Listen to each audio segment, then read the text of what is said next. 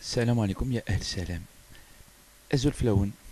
Je reviens faire une vidéo juste pour m'exprimer. Je suis sur un petit sujet. J'étais en train de réfléchir à ça par rapport à une vidéo. En fait, c'est le rôle de l'Internet. Le rôle de l'Internet dans les révoltes arabes, etc. Les révoltes dans les pays là qu'on est en train de voir. Et qu'est-ce qui m'a ramené à penser à ça, à ce sujet? C'est ces derniers temps, depuis quelques semaines, on va dire. C'est vrai que j'ai remarqué bli Internet tana, les réseaux, on va dire ceux que je connais Facebook et YouTube, beaucoup moins Dailymotion un peu, mais beaucoup moins, principalement, plus les blogs, pardon. Et donc j'ai remarqué, oh là là, des gens l'ont aussi dit sur Facebook. J'ai remarqué, Bli, il y a beaucoup de gens qui sont arrivés tout récemment. Du moins, il y a beaucoup d'anonymes. C'est-à-dire, dans les réseaux, il y a beaucoup de profils qui sont complètement anonymes, qui bougent beaucoup, qui interagissent, etc. Et ils sont partout. Je ne sais pas, en fait. Moi, j'aime pas ça, goul comme ça. Je comprends que l'anonymat, c'est un truc standard sur Internet, etc. C'est standard. Mais trop d'anonymes, en plus qui activent et qui agissent, etc. Moi, je- quand j'observe les agissements, etc., la première des choses qui est importante pour moi, c'est de savoir qui fait quoi, etc. C'est-à-dire les gens, ils n'ont rien à cacher. D'ailleurs, ce n'est pas illégal. Ce n'est pas illégal, même s'ils veulent faire peur aux gens. En fait, ce n'est pas illégal d'être sur Facebook, d'échanger des informations avec les gens. Il faut éviter la violence, etc. Il faut respecter la charte de Facebook, il faut respecter la charte de YouTube. Mais on n'est pas en illégalité, tu vois. Et du coup, tous ceux qui sont anonymes, je respecte, mais je garde l'idée, Bliss c'est anonyme. Les gens qu'on connaît, après on sait à qui on a affaire, qu'est-ce qu'on fait, pourquoi, est-ce que c'est bon, c'est pas bon, etc. Les autres, je prends quand même comme information, mais je n'oublie pas que c'est des anonymes. C'est comme ça, j'y peux rien en fait. Et quand je vois beaucoup d'anonymes activés, etc., moi je me dis, c'est pas bon dans le principe. C'est pas bon. Quand on agit, quand on discute de sujets de société, etc., etc., ce n'est pas bon en fait. C'est pas un jeu, c'est pas qui se cache derrière qui. Ça peut pas mener à bien des choses. Il faut faire les choses alanen. Et je me disais en fait, puisque le sujet c'est celui-là, comment dans les pays arabes, comment les révoltes, quel lien il y a avec Internet, ce qui s'est fait sur Internet, les réseaux. De toute façon, j'aborde un sujet qui a déjà été abordé en long et en large. C'est le rôle de Facebook, le rôle des réseaux, de l'Internet, de la téléphonie mobile, des téléphones portables, probablement aussi des chaînes satellitaires comme le Jazeera ou le Hiwar. Quel rôle ils ont, surtout Internet?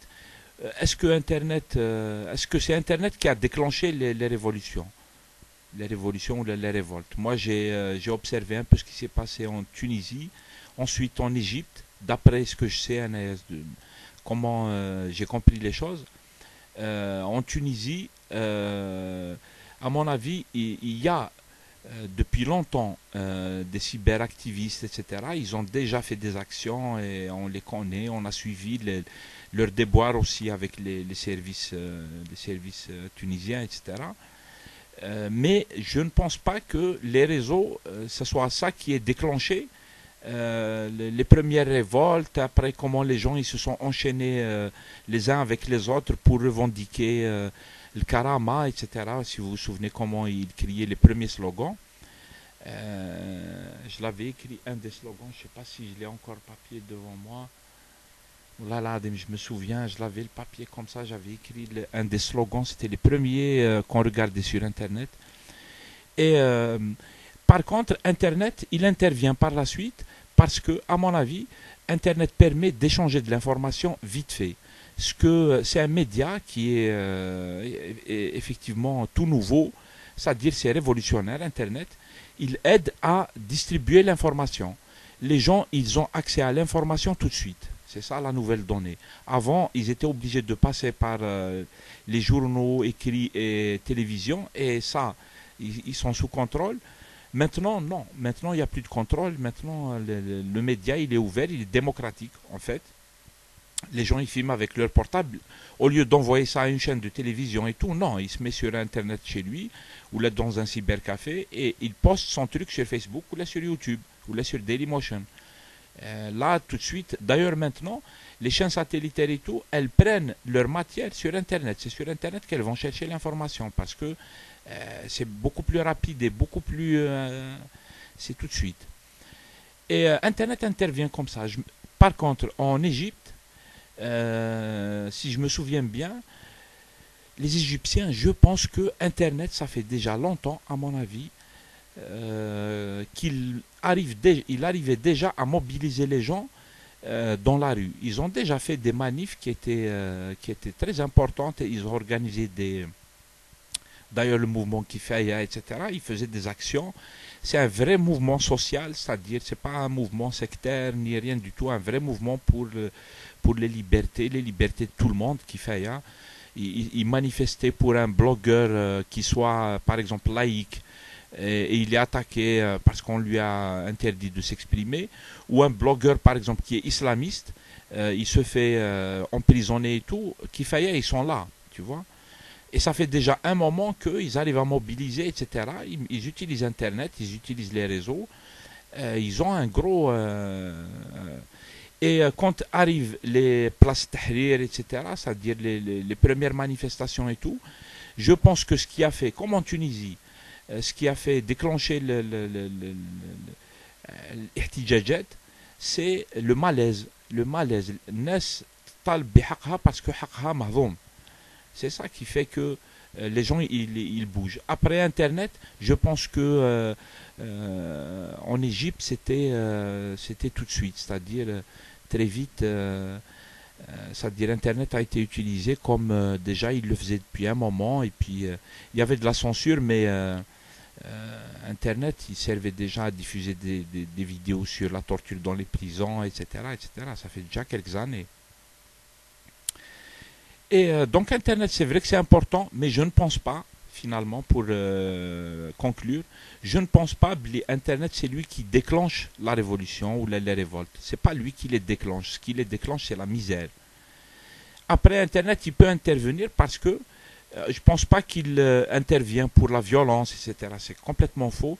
Il intervient dans le sens où les gens, ils ont tout de suite l'information. Les gens, ils ont l'information. Ils ont les portables, un accès à Internet même de mauvaise qualité, il poste quand même sa vidéo. Elle dure 30 secondes. On voit quelqu'un qui prend une balle dans la tête. Comme on a vu ce matin, il y a Latif Yastar, le Bahreïn, un flic qui explose la tête d'un manifestant à bout portant, à 50 cm. Une horreur. Et quelqu'un l'a filmé avec un portable et elle est sur Internet tout de suite. Voilà. On peut plus cacher ce genre de choses. C'est des choses qui se produisaient même avant. Toutes les manifs qu'il y a eu en Algérie, les événements de 88 ou le 2001, tous ces événements, il y a eu des choses, mais personne ne les filmait. Il y avait pas, les médias étaient autre chose. Maintenant, les gens, ils savent ce qui se passe. Donc le rôle de l'Internet, c'est comme ça que je voulais conclure. Je ne pense pas qu'il les déclenche, mais il joue un rôle dans la distribution de l'information quand il se passe quelque chose. Voilà, c'est tout ce que je voulais dire. Je ne sais pas ce que vous en pensez, et à plus tard. Salam alaikum. À plus tard, nous sommes encore là sur Internet, les réseaux, les anonymes.